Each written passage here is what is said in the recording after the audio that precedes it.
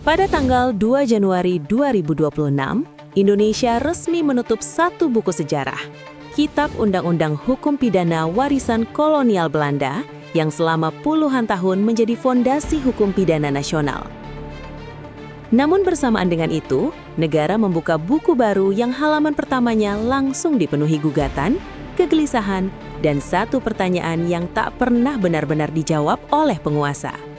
Untuk siapa hukum ini sebenarnya dibuat?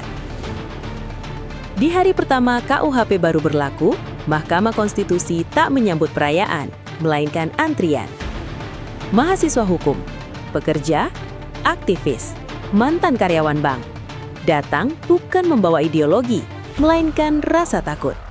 Takut berbicara, takut berkeyakinan, takut mencintai, takut mengkritik, takut menjadi warga negara biasa. KUHP baru dijual sebagai simbol kedaulatan hukum nasional.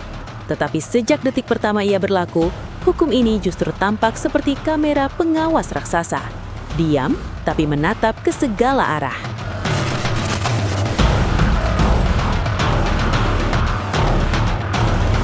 Sejak Desember 2025, bahkan sebelum KUHP ini resmi diberlakukan, 8 gugatan uji materi telah masuk ke Mahkamah Konstitusi. Bukan kebutuhan, ini bukan reaksi spontan. Ini akumulasi kecemasan yang menumpuk selama bertahun-tahun proses legislasi yang tertutup, tergesa, dan miskin partisipasi publik yang bermakna.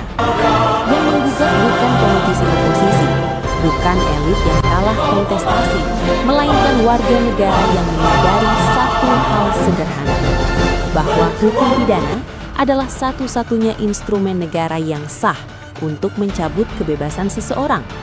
Pasal demi pasal digugat, dari penggelapan, demonstrasi, ateisme, zina, penghinaan presiden, penghinaan lembaga negara, hukuman mati, hingga korupsi.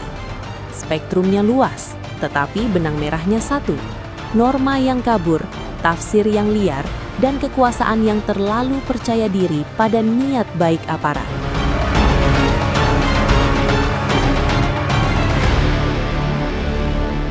Pasal 256 KUHP berbicara tentang demonstrasi. Di atas kertas, ia terlihat administratif. Namun dalam praktik, ia adalah pintu pidana pertama yang dibuka lebar-lebar untuk membungkam ruang publik. Tanpa pemberitahuan, mengganggu kepentingan umum, menimbulkan keonaran, huru-hara. 4 frasa tanpa satupun indikator objektif. Mahasiswa hukum yang menggugat pasal ini tidak sedang membela kerusuhan. Mereka sedang bertanya, sejak kapan menyampaikan pendapat di jalan raya harus didahului rasa takut di penjara 6 bulan? Di negara demokrasi, demonstrasi adalah katup tekanan. Ketika katup itu disempitkan, tekanan tidak hilang. Ia hanya mencari jalan lain, seringkali lebih destruktif.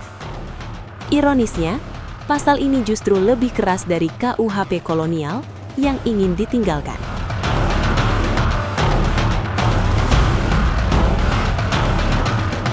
Pasal 302 yang publik kenal sebagai pasal ateisme menjadi simbol paling telanjang dari ambisi negara untuk mengatur keyakinan, bahkan pikiran. Masalahnya bukan pada perlindungan agama. Masalahnya pada satu kata yang sengaja dibiarkan mengambang, menghasut. Dalam satu kata itu, diskusi filsafat bisa berubah menjadi pidana. Dalam satu kata itu, dialog akademik bisa disulap menjadi kejahatan. Para pemohon menyebutnya chilling effect, efek gentar yang membuat warga negara memilih diam bukan karena salah, tetapi karena takut. Negara tidak perlu menangkap semua orang, cukup membuat semua orang berpikir 2 kali sebelum berbicara. Lalu pasal zina. Negara kini merasa berhak menentukan moral seksual warganya, bahkan melalui aduan orang tua terhadap anak dewasa yang secara hukum telah mandiri. Bagi para penggugat, ini bukan sekadar konservatisme moral. Ini adalah kriminalisasi kehidupan privat yang menghantam kelompok paling rentan. Mereka yang tidak bisa menikah karena hambatan hukum, termasuk pernikahan beda agama.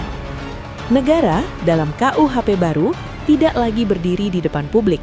Ia duduk di ruang tamu, masuk ke kamar tidur, dan membawa pasal pidana sebagai pengantar.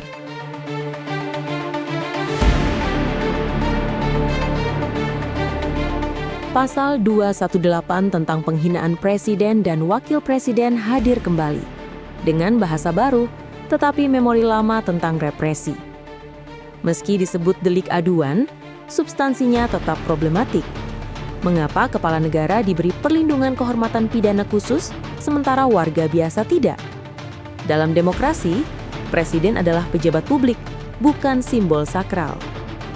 Mahasiswa yang menggugat pasal ini menyebutnya sebagai privilege hukum yang bertentangan dengan prinsip persamaan di hadapan hukum. Hal yang sama terjadi pada pasal penghinaan pemerintah dan lembaga negara. Lembaga negara, kata para pemohon, adalah entitas abstrak. Ia tidak punya perasaan, ia tidak punya martabat personal. Seorang analis politik nasional menyimpulkannya tajam. Pasal-pasal ini tidak melindungi negara, ia melindungi rasa tidak nyaman penguasa terhadap kritik. Disinilah hukum mulai berhenti menjadi alat keadilan dan berubah menjadi perisai kekuasaan.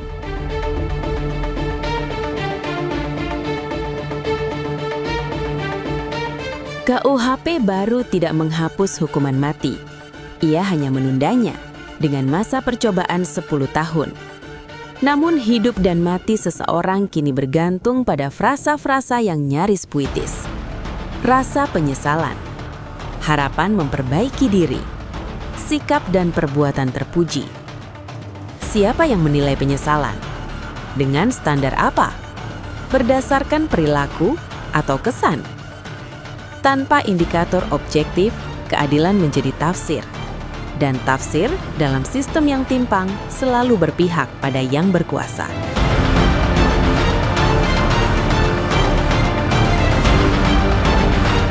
Kegelisahan publik mencapai titik didihnya bukan semata ketika KUHP mulai berlaku, tetapi ketika publik menyadari satu kenyataan yang jauh lebih berbahaya, KUHP itu berjalan beriringan dengan KUHAP baru, sebuah kitab acara yang bukan hanya mengatur cara hukum bekerja, tetapi menentukan siapa yang memegang kendali atas kebebasan warga negara dan sejauh apa kendali itu boleh digunakan tanpa diawasi.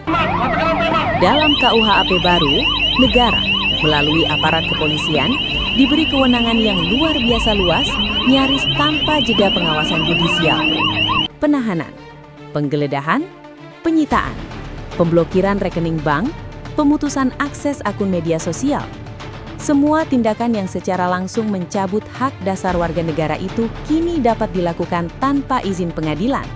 Cukup dengan satu alasan yang bersifat sangat subjektif, sangat lentur, dan nyaris tak memiliki batas yang jelas. Keadaan mendesak. Masalahnya bukan pada kata mendesak. Masalahnya pada siapa yang menilai, kapan dinilai, dan siapa yang mengoreksi penilaian itu. Dalam sistem hukum yang sehat, kewenangan luar biasa selalu dibarengi dengan pengawasan luar biasa. Namun dalam KUHP baru, keseimbangan itu runtuh. Kekuasaan dilepaskan dari remnya, sementara mekanisme koreksi diletakkan jauh di belakang. Seringkali baru bekerja setelah hak warga negara terlanjur dicabut. Di titik ini, hukum tidak lagi hadir sebagai prosedur yang melindungi, melainkan sebagai alat cepat pakai yang dapat dijalankan atas dasar tafsir sepihak aparat di lapangan. Kondisi ini menjadi jauh lebih mengkhawatirkan ketika kita menempatkannya dalam konteks penegakan hukum Indonesia yang belum selesai dengan problem kronisnya sendiri. Berbagai laporan lembaga nasional dan internasional selama bertahun-tahun menunjukkan persoalan yang berulang. Korupsi di tubuh aparat, kekerasan dalam penahanan, penyiksaan, kriminalisasi bermotif politik, hingga praktik malicious prosecution. Penegakan hukum yang sejak awal dimaksudkan bukan untuk keadilan, melainkan untuk menghukum. Dalam konteks semacam itu, kewenangan tanpa pengawasan bukan sekadar resiko. Ia adalah bom waktu institusional. Koalisi masyarakat sipil untuk pembaruan KUHP menyebut situasi ini sebagai darurat hukum, sebuah kondisi di mana hukum justru menjadi sumber ketidakpastian dan ketakutan, bukan perlindungan. Bukan karena negara kekurangan aturan, melainkan karena negara terlalu percaya pada niat baik kekuasaan dan terlalu abai pada sejarah penyalahgunaan wewenang. Seorang analis hukum tata negara mengabarkannya dengan lugas. Ketika hukum acara memberi kewenangan besar tanpa kontrol, maka yang diuji bukan hanya profesionalisme aparat, tetapi karakter kekuasaan itu sendiri. Disinilah KUHP baru memperlihatkan wajah politiknya. Ia tidak berdiri netral. Ia berpihak pada efisiensi penindakan, bukan perlindungan hak. Pada kecepatan, bukan kehati-hatian. Pada logika negara kuat, bukan warga yang aman.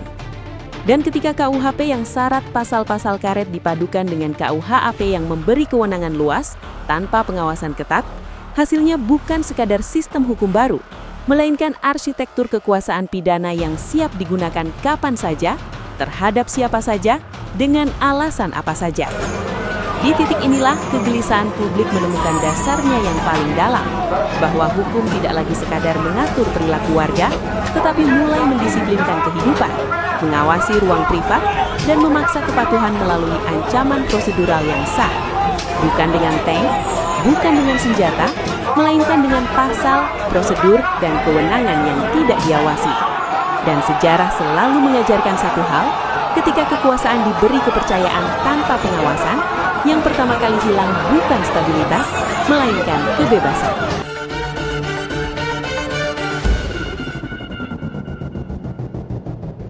Mantan Jaksa Agung Marzuki Darusman menyebut ini sebagai runtuhnya benteng terakhir perlindungan warga negara. Sejarawan Ita Fathia Nadia menyebutnya lebih keras. Indonesia bergerak dari rule of law menuju rule by law. Hukum sebagai alat mengatur, menekan, dan menyingkirkan. Ironisnya, semua ini terjadi atas nama dekolonisasi hukum. KUHP lama disebut kolonial. Namun semangat pengawasan, pembungkaman, dan disiplin sosial justru hidup kembali dengan legitimasi nasional.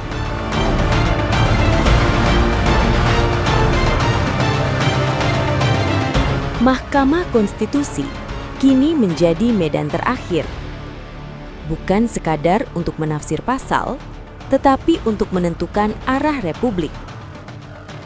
Apakah hukum akan dikembalikan sebagai pelindung warga, atau dibiarkan menjadi alat kekuasaan yang sah? Karena pada akhirnya, hukum bukan soal pasal, ia soal rasa aman.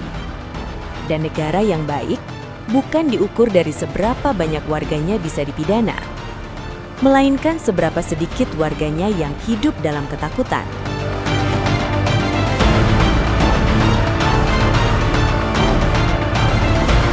Download Tribun X sekarang, menghadirkan lokal menjadi Indonesia.